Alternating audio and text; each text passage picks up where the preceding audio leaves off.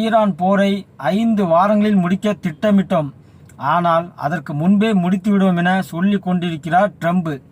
பெரும் தாக்குதலுக்கு உத்தரவிட்டுள்ளார். இப்போது அது ஈரானின் பல கேந்திரங்கள், அணுசக்தி நிலையங்கள், அரசு இராணுவ தளங்கள் என எல்லாவற்றையும் தரைமட்டமாக்கும் திட்டம்.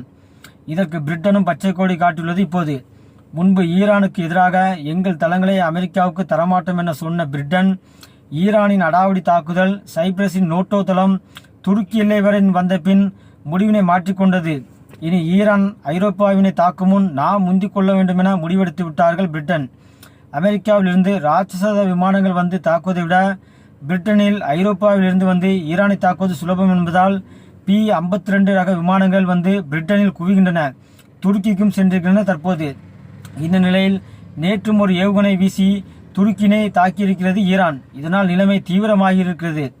சண்டை ஈரானில் என்றாலும் அது சவுதி, பக்ரைன், குவைத் என எண்ணெய் ஏற்றுமதி நாடுகளின் எண்ணெய் நிலையங்களை தாக்கி ஹர்முஸ் நீரிணை பகுதியை மூடி தொல்லை கொடுப்பதால் கச்சா எண்ணெய் விலை கிடுகிடென உயர்ந்து தற்போது $114 எட்டியுள்ளது. இது உலக பொருளாதாரத்தை பாதிக்கும், தொழில்துறையினை பாதிக்கும் என்பதால் இனி சதாம் ஹுசேன் பாணியில் ஈரானை அடக்க பல நாடுகள் அமெரிக்காவுடன் சேர்கின்றன.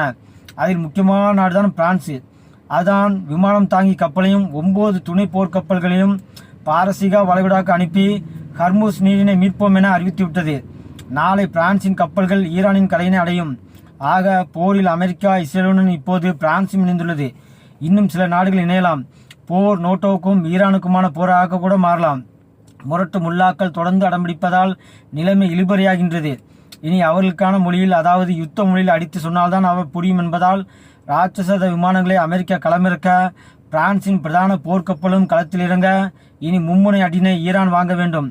முல்லாக்களுக்கு வீம்பும் முரட்டு புத்தியும் இருக்கும் அளவுக்கு அறிவு சுத்தமாக என்பதால் தொடர்ந்து அடி வாங்குவார்கள் அல்லது மொத்தமாக அழிவார்கள் என்பது மட்டும் தெரிகின்றது. இந்த நிலையில் சில முக்கிய முடிவுகளை எடுக்க அமெரிக்கா சபரிசன், அதாவது ட்ரம்பின் மருமகன் குஷ்னர் இஸ்ரேலுக்கு வருவதாக இருந்தது. ஆனால் இது யுத்த பூமி, இப்போது வர வேண்டாம் என்கிறது இது இஸ்ரேல். அதன் பொருள் இன்னும் சில நாட்கள் எங்களை ஆட விடுங்கள், அப்புறமாக பேசிக்கொள்ளலாம் என்பது. ஆக ஏதோ பெரிய முடிவோடு தான் அவர்களும் இருக்கிறார்கள். முல்லாக்களுக்கு கட்டம் கட்டி ஒடுக்கி வைக்காமல் அவர்கள் ஓயப்போவதில்லை. ஓரிரு நாட்களில் ஏதோ ஒரு பெரிய சம்பவம் ஈரானில் நடக்கலாம்.